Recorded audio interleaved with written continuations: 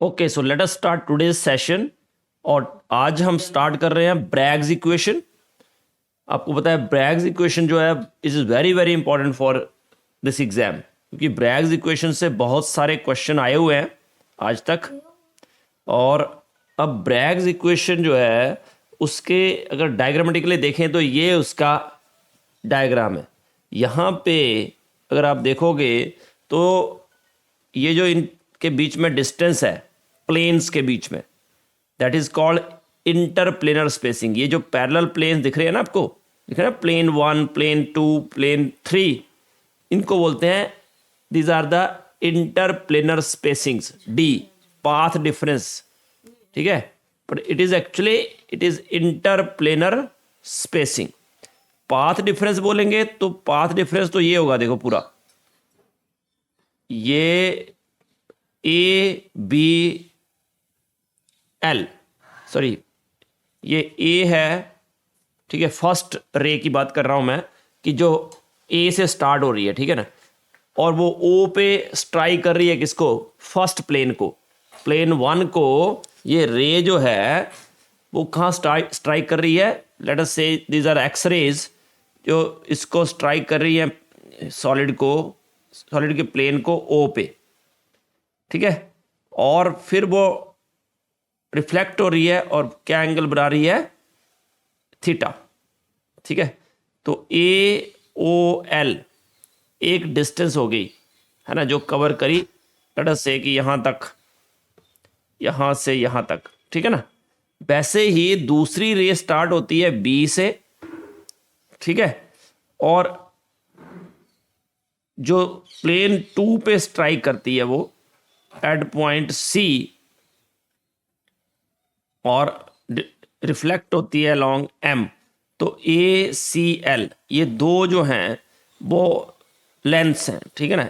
ए O L x एक रे है, रे 1, और बी सी एम जो है, बी सी एम सॉरी, ये सेकंड आपके पास एक्स रे है।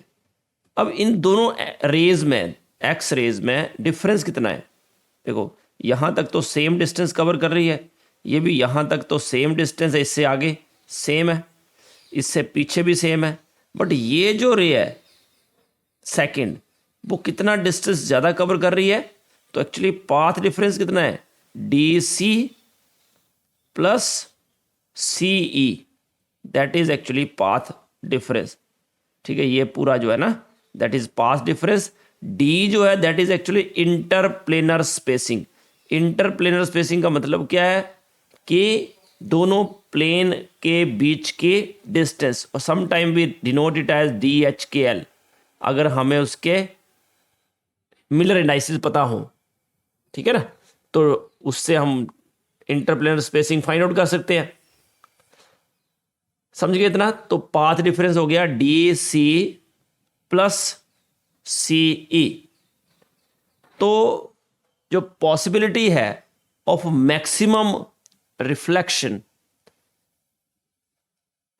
और जो पॉसिबिलिटी है ऑफ गेटिंग रिफ्लेक्टेड वेव्स के इन फेज, वो डिपेंड करता है बताए इस ग्लेंसिंग एंगल पे, एंगल के ऊपर डिपेंडेंस है इसकी।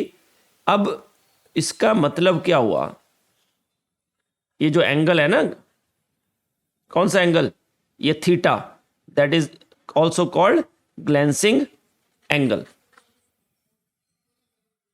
ओके।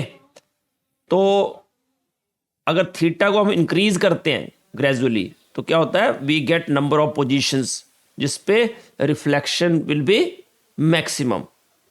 तो इन पोजीशन जो है उनको हम वैल्यू देती हैं 1 2 3 4, ठीक है। और एन क्या है, एक्चुअली ऑर्डर ऑफ रिफ्लेक्शन। और ये ए और बी रेज के बीच का जो पाथ डिफरेंस है that is called difference in path length, and that is equal to N lambda. क्यों ऐसा है, क्योंकि देखो मान लिया एक वेव यहां से स्टार्ट होती है और इस तरह से जाती है, ठीक है, दूसरी रे कहीं और से स्टार्ट होती है और ऐसे जाती है,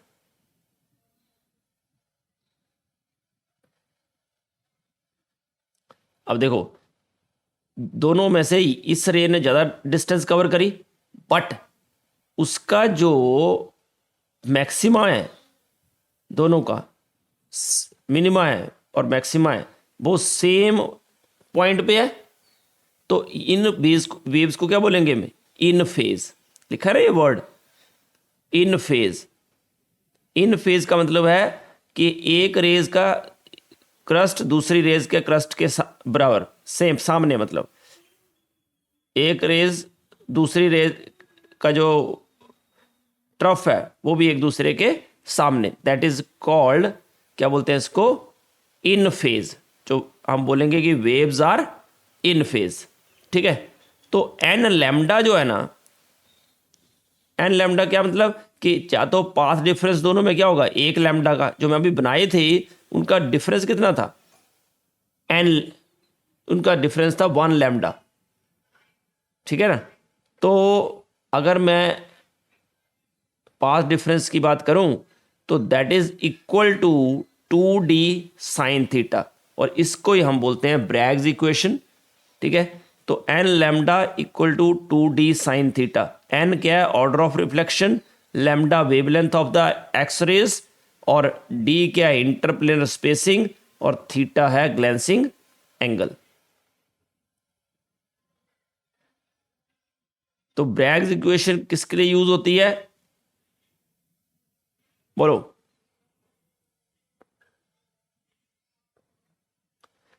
Bragg's equation is used to identify,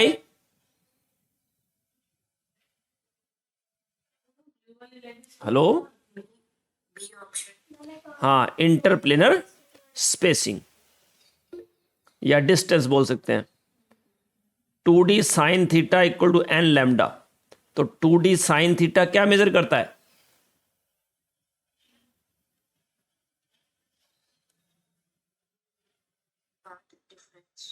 yes, it determines the path difference दोनों के बीच का। ये भी क्वेश्चन आया होगा कि at what angle first order diffraction occurs if spacing between the plane is lambda by 2।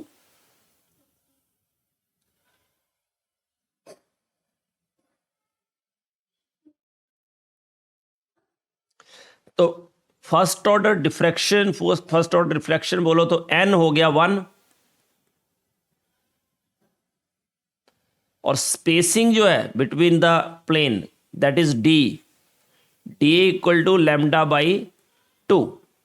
तो अभी मैंने बताया आपको कि क्या थी equation? 2d sine theta equal to N lambda. तो यहां से आपके पास जो n है दैट इज 1, और लैम्डा है 2d, है ना, या आप d की जगह लिख सकते हो लैम्डा बाई 2 साइन थीटा। तो लैम्डा से लैम्डा कैंसल, 2 कैंसल, मतलब साइन थीटा हो गया 1। अगर साइन थीटा 1 है तो व्हाट इज थीटा? यस बेटा, व्हाट इज थीटा? वो साइन 0 डिग्री कितना होता है? 0। और साइन 90 डिग्री कितना होता है? 1। याद रखना ये। तो थीटा इज 90 डिग्री, और 90 मीन्स पाई बाई 2, क्योंकि पाई क्या होता है? 180 डिग्री, ठीक है। तो इसका मतलब ऑप्शन सी जो है that is the right answer. समझ में आया ये कैसे किया? हमें बताना था कि at what angle in radian first order diffraction, तो इससे क्लियर हो गया कि n1 फर्स्ट ऑर्डर, और स्पेसिंग जो है that is the spacing between the plane means interplanar distance, interplanar spacing, तो that is lambda by 2 given है आपको। फिर हमने ब्रैग्स इक्वेशन लगा दी कि 2d sine theta equal to N lambda. तो इस तरह से यू विल गेट। वैसे ही ये क्वेश्चन है, देखो, first order Bragg reflection is given by DHKL upon lambda equal to 1/2। It is valid only when Bragg angle of incidence is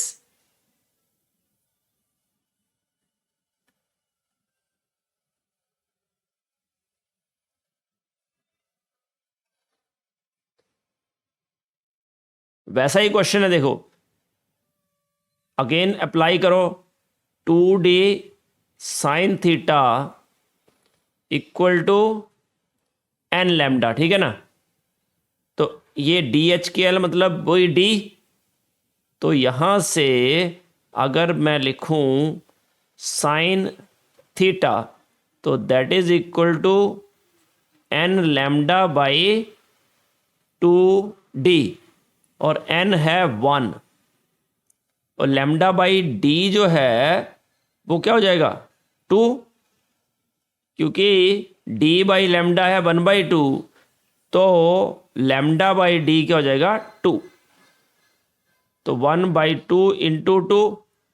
again same question पूछा है, तो साइन थीटा 1 है तो theta क्या हो गया 90 डिग्री। ओके, अब ये अगर डिराइव ही करनी हो आपको इक्वेशन, आपको पता है कि ये प्लेन थे अलग अलग, first plane, second plane, third plane, इनके बीच की डिस्टेंस थी डी,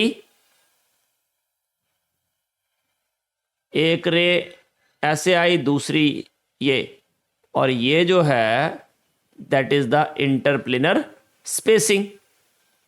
क्या था A O L B C M. तो हमने बोला था कि ये जो है इसके अगर ओ से इसके ऊपर परपेंडिकुलर ड्रॉ करें तो ये जो डिस्टेंस आएगी that is called path difference, O N और O M N O P. चलो ये ले लेते हैं, इसका मतलब जो पाथ डिफरेंस है that is N C plus C P. तो मैक्सिमम रिफ्लेक्शन कब देता है ये, जब ये पाथ डिफरेंस किसके बराबर हो, इंटीग्रल मल्टीपल ऑफ वेवलेंथ, ठीक है 1 2 3 ऐसे करके, है ना। तो ये हमें फाइंड आउट करना है कि एन सी और सी पी, क्योंकि एंगल आपको पता है थीटा ही है, तो ये अंदर एंगल ये भी थीटा होगा, ये भी थीटा होगा। इसको मैं थोड़ा बड़ा करके बना देता हूं,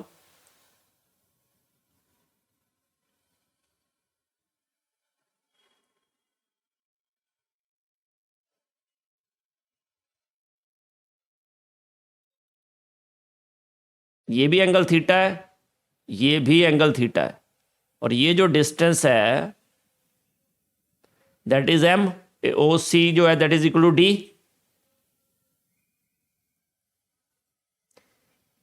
अब O C equal to d है, तो ये सामने वाले जो होता है ये क्या होता है एक्चुअली में, एंगल के सामने वाला जो होता है उसको क्या बोलते हैं,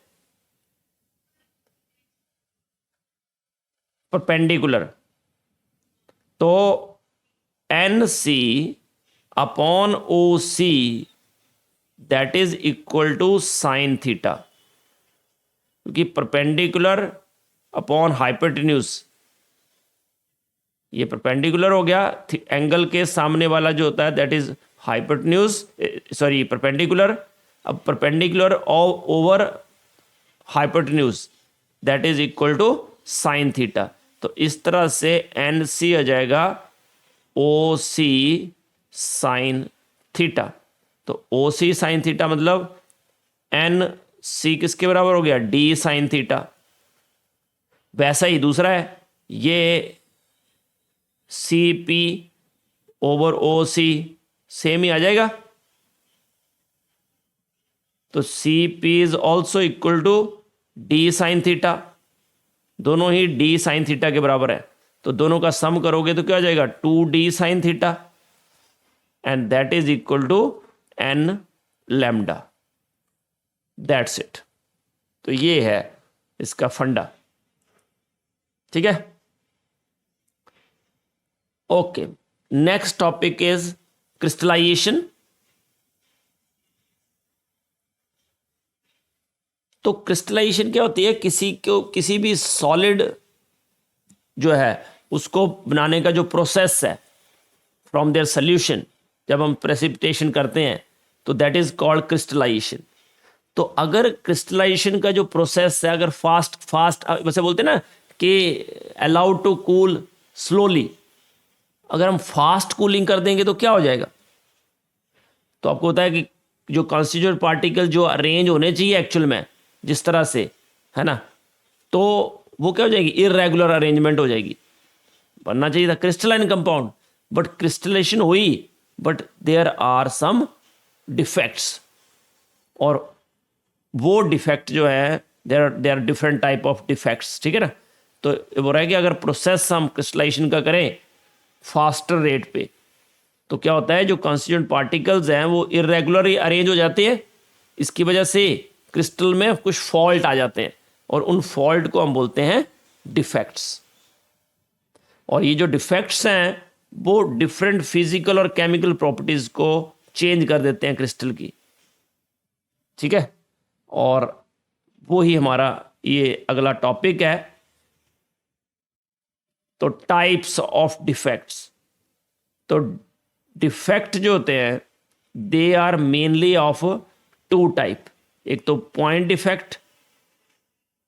तो पॉइंट डिफेक्ट क्या होता है? जिसमें जो इरेगुलरिटी हो, डेविएशन हो आइडियल अरेंजमेंट से, that is around a point और a atom, that is called point defect. वैसे ही जो दूसरा टाइप है दैट इज लाइन डिफेक्ट। तो लाइन डिफेक्ट्स क्या होते हैं? जहां पे पूरी लाइन में डिफेक्ट हो आइडियल अरेंजमेंट से, पूरी रो जो है लैटिस की, वो लैटिस पॉइंट्स की, वो डेविएट हो, मतलब उसमें डिफेक्ट आ जाए। अब ये लैटिस पॉइंट्स क्या होते हैं? These are the location of atoms, molecules और आयन, मतलब कॉन्स्टिट्यूएंट पार्टिकल्स की जो लोकेशन होती है उनको हम लैटिस पॉइंट्स बोलते हैं।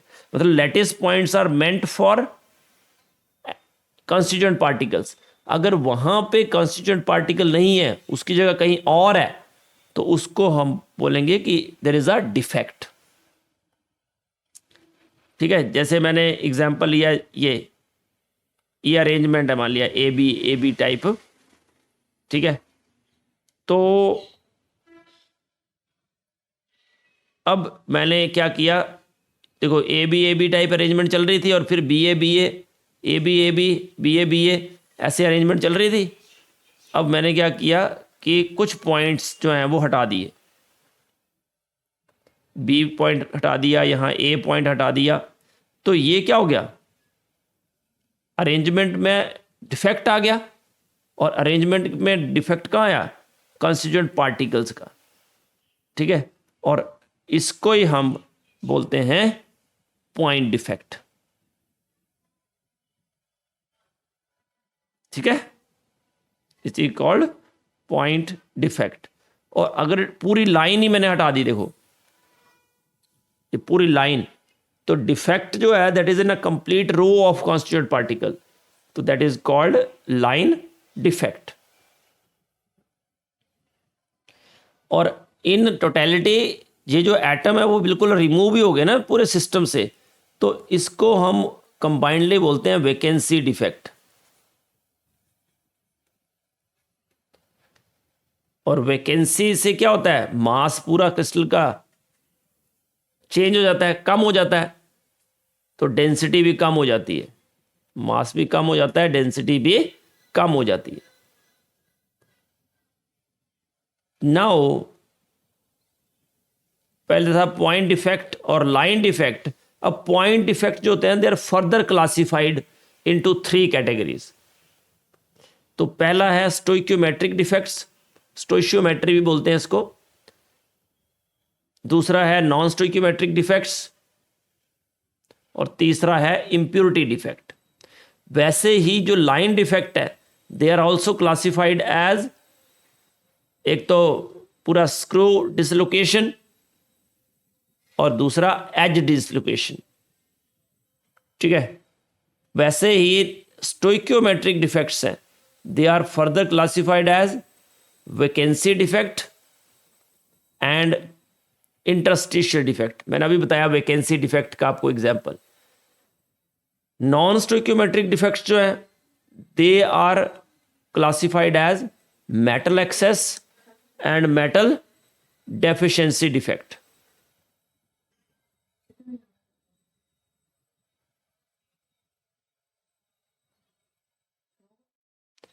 और इम्प्योरिटी डिफेक्ट जो हैं दे आर सब्स्टिट्यूशनल और इंटरस्टिशियल। तो इस तरह से we have these all types of crystals. पर ये जो इम्प्योरिटी डिफेक्ट्स हैं ये जो है देखो, stoichiometric defect, impurity defect, non stoichiometric defect हम करेंगे मेन, लाइन डिफेक्ट्स को हम ज़्यादा इंपॉर्टेंस नहीं देंगे। तो वैकेंसी डिफेक्ट जो है उसमें देखो, मान लिया ये क्रिस्टल है कोई आयनिक क्रिस्टल, देखो नेगेटिव आयन पॉजिटिव आयन ऐसे एनायन कैटायन आर अरेंज्ड, ये पूरा आइडियल अरेंजमेंट है इस वक्त। इसमें कोई भी जो लेटिस पॉइंट है उसमें कोई डिफेक्ट नहीं है। क्यों? क्योंकि हर लेटिस पॉइंट पे कैटायन या एनायन प्रेजेंट है और अल्टरनेट में प्रेजेंट है। अब हमने क्या किया कि मैंने क्या किया, एक मैंने कैटायन हटा दिया और एक मैंने एनायन हटा दिया यहां से। तो इसमें हुआ क्या, equal number of cations and anions are missing from their regular site. We can say equal number of cations and anions are missing from their sites। तो इसको हम बोलते हैं स्कॉटकी डिफेक्ट या सिंपली शॉटकी डिफेक्ट। तो ये Schottky defect है। अब मुझे बताओ कि इससे डेंसिटी क्रिस्टल की बढ़ेगी या कम होगी या सेम रहेगी?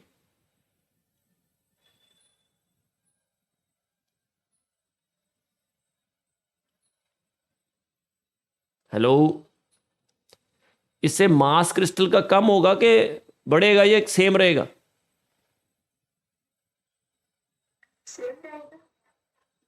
बेटा एक कैटायन निकल गया, एक एनायन निकल गया, तो ओवरऑल क्रिस्टल का जो है मास क्या हो गया, they are completely remove from the system, है ना?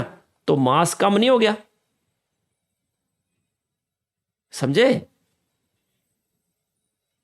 ये दो आयन यहां से निकल गए ना, तो इसलिए मास कम हो जाएगा, डेंसिटी मैंने अभी बताया था वैकेंसी के लिए जैसा था, मास कम हो जाएगा, डेंसिटी कम हो जाएगी। एग्जाम्पल इसके हैं जैसे NaCl, KCl, KBr, मतलब एल्कली मेटल देख लो, एल्कली मेटल हैलाइड्स हैं, या सिल्वर ब्रोमाइड स्पेशल केस है वो। तो this defect is caused by absence of equal number of cations and anions, और इसलिए इसको बोलते हैं शॉटकी डिफेक्ट। और जो डेंसिटी है क्रिस्टल की वो कम हो जाती है देन एक्सपेक्टेड। वैसे इंटरस्टिशियल डिफेक्ट की बात करते हैं, तो इंटरस्टिशियल डिफेक्ट जो है वो किसकी वजह से होता है? It is due to cation और anion that leaves regular site, और कहाँ आ जाते हैं वो? इंटरस्टिशियल साइट्स पे। What are interstitial sites? जो गैप्स हैं, वॉइड्स हैं। तो ये कब होता है? जब जो कैटायन है वो स्मॉल हो, तभी वो आ सकता है ना, क्योंकि जो वॉइड्स होते हैं दे आर स्मॉल। तो इसमें जो डेंसिटी है वो सेम रहती है। क्यों रहती है सेम? क्योंकि कोई भी आयन बाहर नहीं जाएगा, वो रेगुलर साइट को छोड़ेगा और इंटरस्टिशियल साइट में आ जाएगा।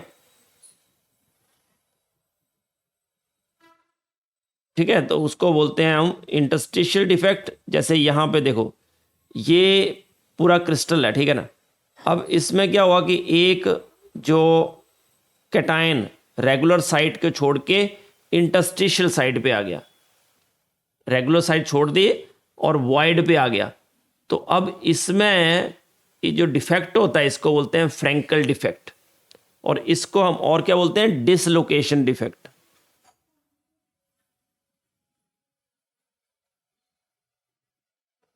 This is also called dislocation defect. For example zinc sulphide silver halides, chloride, bromide and iodide. तो डिसलोकेशन डिफेक्ट है ये एक्चुअल में। तो it is there is a dislocation of ions from lattice point to interstitial site, ऐसा होता है और इसको बोलते हैं हम Frenkel defect. Now come to the impurity defect. Impurity defect में क्या होता है, जैसे मैंने ये कोई साइट ली है ना, तो ये रेगुलर साइट पे तो पार्टिकल है ही, और यहां पे इंटरस्टिशियस में कोई अनदर पार्टिकल आ गए, तो दैट इज फॉरेन एलिमेंट आ गए मतलब, तो that is called impurity defect. जैसे स्टेनलेस स्टील होती है ना, उसमें वो कार्बन फिलर की तरह काम करता है, ठीक है, उसमें कुछ परसेंट कार्बन होता है ना, या कुछ अलग एलिमेंट्स होते हैं, तो वो कहाँ जाते हैं, इंटरस्टिशियस में, और इससे क्रोजन जो है रेजिस्टेंट हो जाता है वो, ठीक है। तो इसको बोलते हैं, इसको क्या बोलेंगे, इंटरस्टिशियल इम्प्योरिटी डिफेक्ट।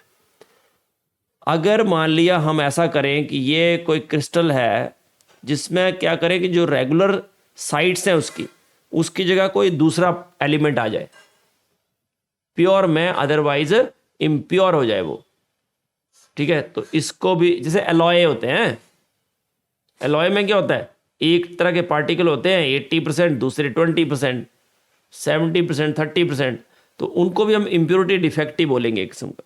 तो that is called interstitial, sorry, substitutional impurity defect. एक इंटरस्टिशियल इम्प्योरिटी डिफेक्ट जिसमें इंटरस्टिशियस पे आए, बार बार इंटरस्टिशियस वर्ड आ रहा है, याद रखना, इंटरस्टिशियस का मतलब समझ गए ना, वेकेंट साइट्स।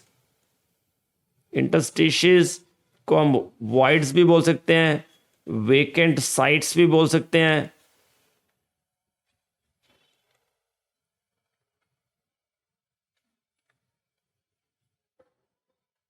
एम्प्टी स्पेस भी बोलते हैं, होल्स भी बोलते हैं। ओके, फॉर एग्जाम्पल ब्रॉन्ज, अभी बताया मैंने आपको कि सम एलॉय, तो दिस डिफेक्ट जो है that changes the property, original property of the solid. जैसे मैंने बताया आपको कि आयरन इज क्रोजन प्रोमिनेंट, मतलब उसको क्रोजन जल्दी होता है, बट वहीं पे अगर स्टेनलेस स्टील लेते हैं तो it becomes corrosion resistant due to the fillers, due to the presence of particles in the interstitials. अब कोई यार मान लिया ये क्रिस्टल है NaCl का, ठीक है, अब इसमें मैं क्या करूं, SrCl2 डाल दूं। SrCl2 अगर ऐड करता हूं तो आपको पता है कि SrCl2 में Cl नेगेटिव तो वही है, बट Sr2 प्लस जो है अगर मैं ऐड करता हूं एक Sr2 प्लस, तो उसमें जो चार्ज है that is equal to 2Na plus, और कहीं भी एक जगह पे Sr2 प्लस डालता हूं तो मुझे 2Na प्लस हटाने पड़ेंगे, ठीक है, और that is called impurity defect. देखो मैंने यहां पे Sr2 प्लस डाल दिया, Sr2 प्लस डाल दिया, ठीक है, तो एक जगह पे, और ये वेकेंट साइट ये है ना, तो मुझे 2Na प्लस साइन हटाने पड़ेंगे। ये 2Na प्लस हटाए मैंने, 2Na प्लस हटा के एक जगह पे तो Sr2 प्लस आ गया और एक जो है खाली रही जगह, तो that is called vacant site. और ये जो है दैट इज इम्प्योरिटी जो हमने ऐड करी, तो इम्प्योरिटी एडेड जो है वो Sr2 प्लस आयन की वो यहाँ आ गई, और ये एक आ गई वेकेंट साइट। तो इसका मतलब अगर मैं 1 मोल SrCl2 ऐड करता हूं तो मुझे 1 मोल वैकेंसी मिलेगी, कैटायन वैकेंसी जो है वो मिलेगी। तो होता है अगर हमने इम्प्योरिटी ऐड करी किसी आयनिक क्रिस्टल में ड्यूरिंग क्रिस्टलाइजेशन, तो कुछ लैटिस पोजीशंस पे इम्प्योरिटी आ जाएंगी। जैसे मैंने मोल्टन NaCl लिया और उसमें SrCl2 ऐड कर दिया, तो क्या होगा, कुछ सोडियम पोजीशन जो हैं उनकी जगह Sr2+ आयन आ जाएंगे। तो हर Sr2+ जो है वो कितने Na+ को रिमूव करेगा?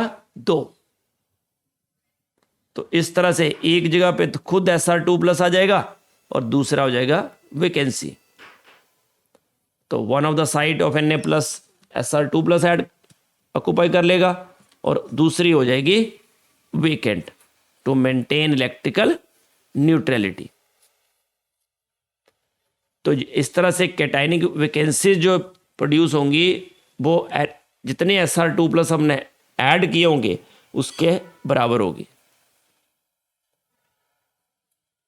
तो अगर वो इंप्योरिटी ऑक्यूपाई करती है लैटिस साइट तो उसको बोलते हैं लैटिस इंप्योरिटी, और वही अगर ऑक्यूपाई करती है इंटरस्टिशियल साइट तो उसको बोलते हैं इंटरस्टिशियल इंप्योरिटी। तो दो तरह की इंप्योरिटी होगी, lattice impurity, interstitial impurity. Lattice impurity का एग्जांपल कौन सा है? एलॉय। और इंटरस्टिशियल इंप्योरिटी का इंटरस्टिशियल सॉलिड्स।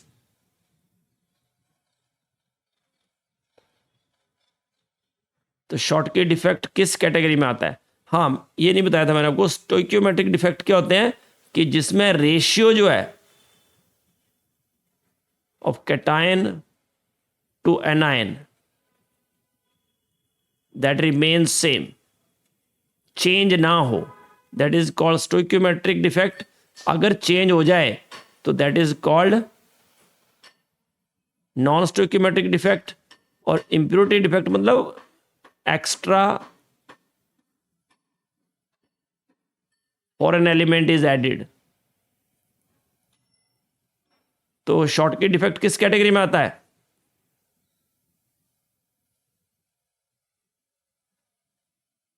और लाइन तो बताया था आपको कि पूरी लाइन में पूरी रो ही डिफेक्टेड हो। बोलो। तो शॉर्टकी डिफेक्ट का मतलब क्या है कि उसमें equal number of cations and anion miss होते हैं ना। अगर मान लिया पहले 100 कैटायन और 100 एनायन है, 2 कैटायन मिस हो गए तो उसके सामने से 2 एनायन भी मिस हो जाएंगे। तो equal number of cations and anions are missing from the regular sites, तो रेशियो जो है that remains same, formula of the compound remain same. तो इसको बोलते हैं हम शॉर्टकी स्टोइकियोमेट्रिक डिफेक्ट। तो शॉर्टकी डिफेक्ट जो है वो स्टोइकियोमेट्रिक डिफेक्ट है। Addition of SrCl2 in small amount to pure NaCl। बोलो। Point defect, non stoichiometric defect, impurity defect या मेटल एक्सेस डिफेक्ट? हाँ, that is N impurity. O sorry, गलती से लिख दिया इसने इसको, इट इज इम्प्योरिटी डिफेक्ट। ठीक है, क्योंकि एक्स्ट्रा NaCl में हमने जो है एक्स्ट्रा एलिमेंट डाला, फॉरेन एलिमेंट ऐड किया, और वहीं पे अगर नंबर ऑफ कैटायन वैकेंसी पूछता है तो 1 Sr2+ जो है that is equivalent to 2 Na+। तो इस तरह से number of cation vacancies that is equal to number of SrCl2 added।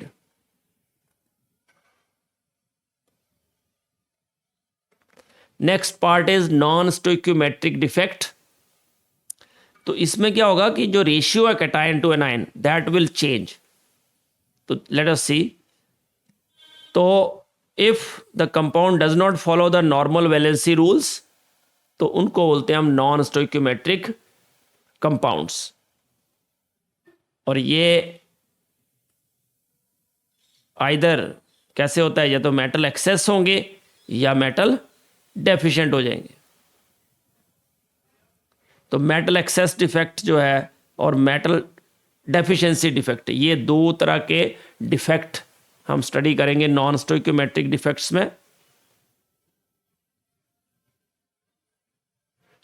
तो मेटल एक्सेस का मतलब है कि ये दो तरह से हो सकता है। देखो, मेटल एक्सेस मतलब कैटायन, तो या तो हम क्या करें कि एनायन कम कर दें तो भी मेटल एक्सेस में हो जाएगी, या हम क्या करें एक्स्ट्रा कैटायन ऐड कर दे, तो दोनों केस में we get metal excess defect. तो पहला है ड्यू टू एनाइनिक वैकेंसीज, तो मेनली एल्कली मेटल हैलाइड जो है वो शो करते हैं this type of defect. NaCl, KCl, LiCl, इसमें क्या करते हैं, अगर हम किसी जैसे मान लिया NaCl का क्रिस्टल लिया और उसको हीट कर दिया तो क्या होगा, और किसके एटमॉस्फेयर में, सोडियम वेपर के एटमॉस्फेयर में हमने हीट किया उसको, तो क्या होगा कि जो सोडियम के वेपर्स हैं वो तो सरफेस के ऊपर डिपॉजिट हो जाएंगे सोडियम। तो जब सोडियम डिपॉजिट होगा तो sodium is very prone to lose electron. तो सोडियम किस फॉर्म में रहना चाहता है, कैटायनिक फॉर्म में। तो सोडियम क्लोराइड को अपनी तरफ अट्रैक्ट करेगा और क्या बना देगा,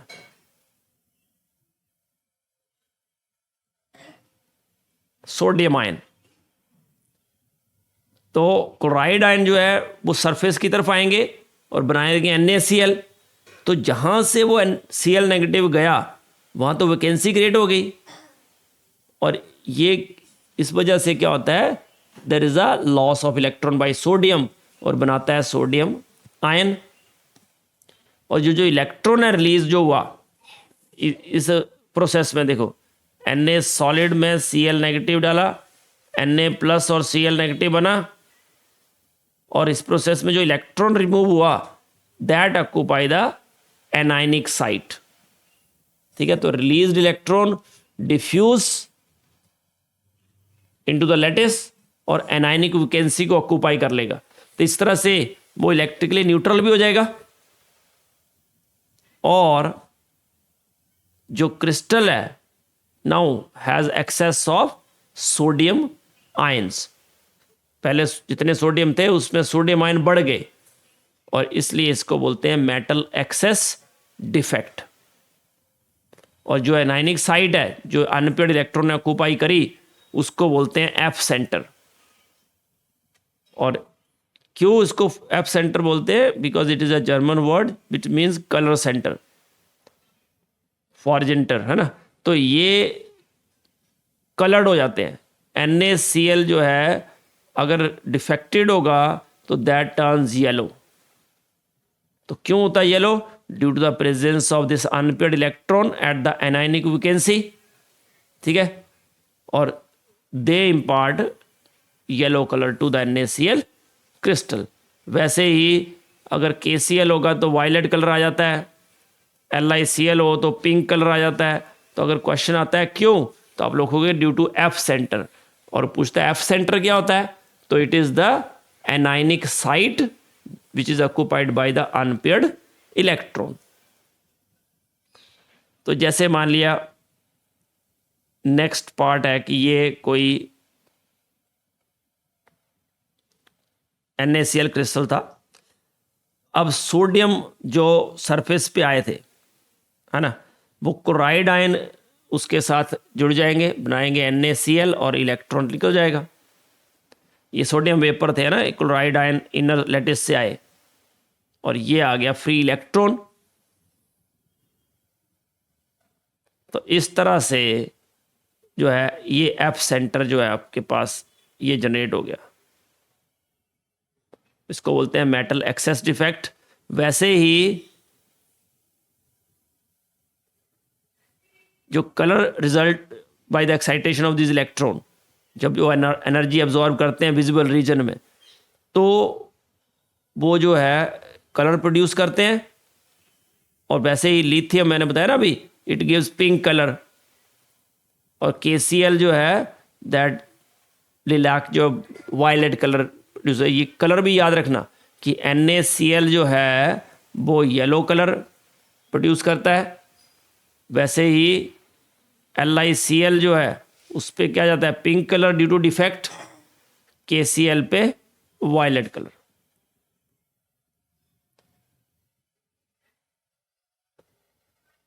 नाउ दूसरा क्या हो सकता है कि एक्स्ट्रा कैटायन आ जाए इंटरस्टिशियल साइड पे, तो that is also metal excess defect.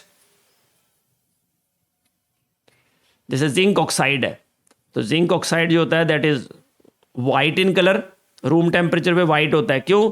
क्योंकि आपको पता ही है जिंक 2+ के जितने भी सॉल्ट होते हैं due to D10 no DD transition, अगर कोई DD ट्रांजिशन नहीं होता है इसलिए ये क्या होते हैं कलरलेस वाइट। बट ये बोलता है अगर हम इसको हीट करते हैं तो इट टर्न्स येलो, क्योंकि ये ऑक्सीजन लूज करता है इस तरह से। Zinc gives zinc 2+ plus half O2+2 electron. तो अब होता क्या है कि ये O2 तो रिमूव हो जाएगा, अब जिंक 2+ जो है किसी इंटरस्टिशियल साइड पे चले जाएंगे और 2 इलेक्ट्रॉन जो है किसी अनदर इंटरस्टिशियल साइड पे। तो there is an excess of zinc in the crystal, और उसका फॉर्मूला क्या होता है जिंक 1+X O। और ये जो एक्सेस है जिंक आयंस वो चले जाते हैं इंटरस्टिशियल साइट पे। और इस तरह से, और इस ऑक्साइड को अगर हम हीट करते हैं ऑक्सीजन एटमॉस्फेयर में, तो उसकी जो है वापस कंडक्टिविटी क्या हो जाएगी डिक्रीज। पहले कंडक्टिविटी इंक्रीज होगी, देखो क्यों? क्योंकि देखो ये zinc extra ion interstitial side पे आएंगे, इलेक्ट्रॉन एक्स्ट्रा साइड पे आएंगे, तो उससे क्या होगा there is a free movement of ions and electrons.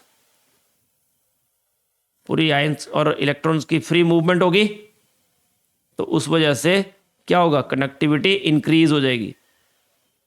But अगर इसी को हम वापस हीट करते हैं ऑक्सीजन एटमॉस्फेयर में और कूल करते हैं रूम टेम्परेचर पे, तो कंडक्टिविटी वापस डिक्रीज हो जाएगी। क्यों? क्योंकि डाई ऑक्सीजन जो है वापस ऑक्सीडाइज कर देगी इंटरस्टिशियल आयंस को और इंटरस्टिशियल इलेक्ट्रॉन को भी रिमूव कर देगी, इसलिए इलेक्ट्रिकल कंडक्टिविटी क्या हो जाएगी डिक्रीज। जैसे देखो ये है जिंक 2+ O2 नेगेटिव आयन, सारे अपने अपनी साइड पे हैं, इसको क्या बोलेंगे आइडियल अरेंजमेंट।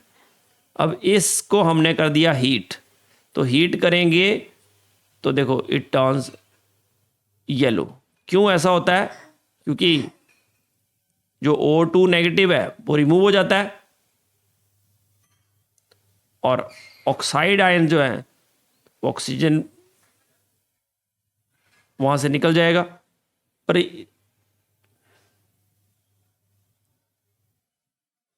और वहीं अगर O2 रखे और 2 इलेक्ट्रॉन वो इसको ले ले तो O2 नेगेटिव बन जाता है, और इस ऑक्साइड ये जो ऑक्साइड आयंस है they return to their lattice sites, और इस तरह से वापस कंडक्टिविटी जो है वो डिक्रीज हो जाती है।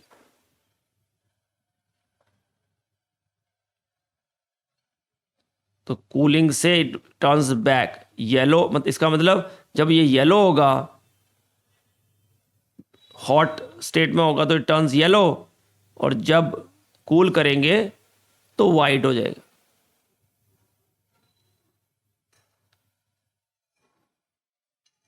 दूसरा एग्जाम्पल भी है, जैसे कैडमियम ऑक्साइड है, फेरिक ऑक्साइड है, Cr2O3 है, सेम मेटल एक्सेस डिफेक्ट के पार्ट्स हैं ये भी। तो अभी पढ़ा तो अभी आ जाएगा आपको, बट याद रखना कि occupation of electrons in place of anion site that is called F centre. उसको क्या बोलते हैं? F center, and that is responsible for the color of the crystal. Heating of zinc oxide, which is white in color, turns to yellow by the loss of oxygen, क्योंकि जो O2 negative ion होते हैं that gives half O2.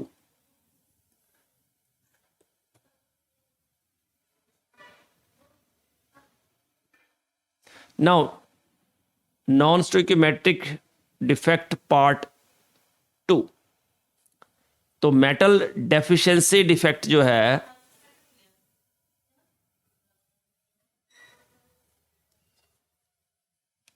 तो ऐसे crystal जिसमें जो metal है उसका अमाउंट कम हो जाए एज पर स्टोइकियोमेट्री, ठीक है, तो उसको हम बोलते हैं मेटल डेफिशिएंसी डिफेक्ट. तो एग्जांपल जैसे iron oxide is the best example, क्योंकि आयरन ऑक्साइड जो है Fe2+ जो होता है दैट इज 3d6 और ये इमीडिएटली 3+ में कन्वर्ट हो जाता है. क्यों? क्योंकि Fe3+ is 3d5, exactly half field configuration, और उसकी एक्स्ट्रा स्टेबिलिटी होती है. और इस वजह से जो ये आपको पता है कि अगर मैं क्या करूं, 2 Fe3+ ऐड करूं तो 2 Fe3+ जो है they are equivalent to 3 Fe2+, क्योंकि चार्ज भी तो बैलेंस होना चाहिए ना, याद रखना, चाहे डिफेक्ट हो या ना हो, they should be electrically neutral. तो 2 Fe3+ जो है they are equivalent to 3 Fe2+. तो 6 पॉजिटिव और इधर भी 6 पॉजिटिव. तो अगर 2 Fe3+ ऐड किए तो 3 Fe2+ हटाएंगे. इसका मतलब जो स्टोइकियोमेट्री है 1:1 वो कम हो जाएगी, लेट अस से 0.95. तो जो एक्चुअल जो कॉम्पोजिशन है आयरन का वो रेंज कहाँ से होता है, 0.93 टू 0.95, डिपेंडिंग अपॉन कि कितने Fe3+ ऐड हुए और कितने Fe2+ रिमूव हुए.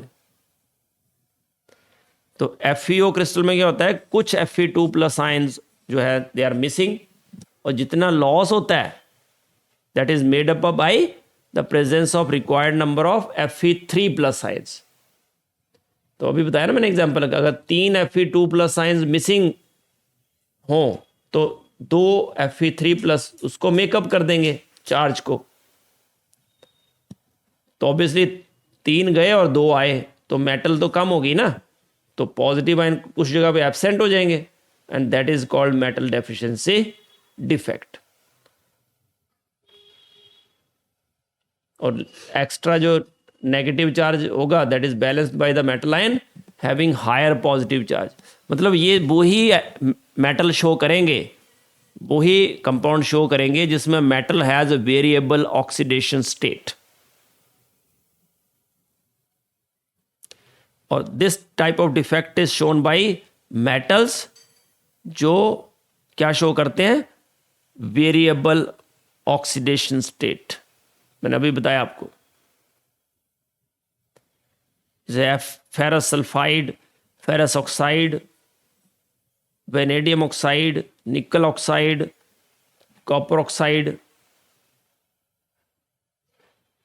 ये जो क्रिस्टल है देखो, जितने Fe2+ हैं उतने O2 नेगेटिव आयन हैं, बिल्कुल अल्टरनेट पे हैं, बिल्कुल आइडियल अरेंजमेंट है. ये इसको बोलते हैं आइडियल क्रिस्टल, इसमें कोई डिफेक्ट नहीं है, परफेक्ट क्रिस्टल. 10 Fe2+ आयन्स है और उतने ही O2 नेगेटिव आयन है, 1:1 है, दैट इट फॉलोज स्टोइकियोमेट्री. अब हमने क्या किया, Fe2+ हटा दिया तो ऑब्वियसली मेटल कम हो गए. अब 10 Fe2+ आयन है, होने चाहिए थे,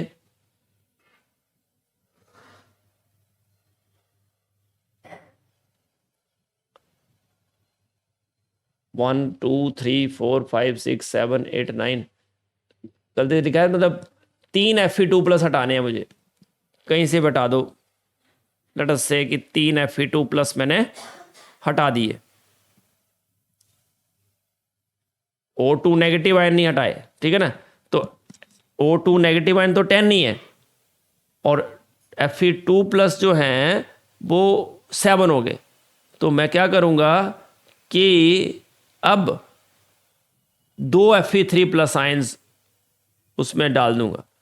तो 2 Fe3+, देखो ये एक Fe3+ जो है यहाँ है, और एक Fe3+ यहाँ पे है। तो अब एक जगह तो खाली रही ना। Now there is one metal ion site vacant indicating metal deficiency defect, और वो रेशियो होता है 0.93 to 0.95:1। आयरन जो है वो ऑक्सीजन के रेशियो से थोड़े कम हो जाते हैं।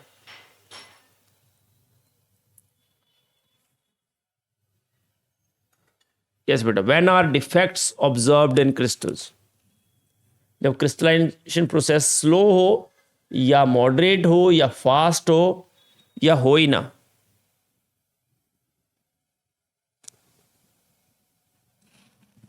डिफेक्ट्स कब आते हैं क्रिस्टल में?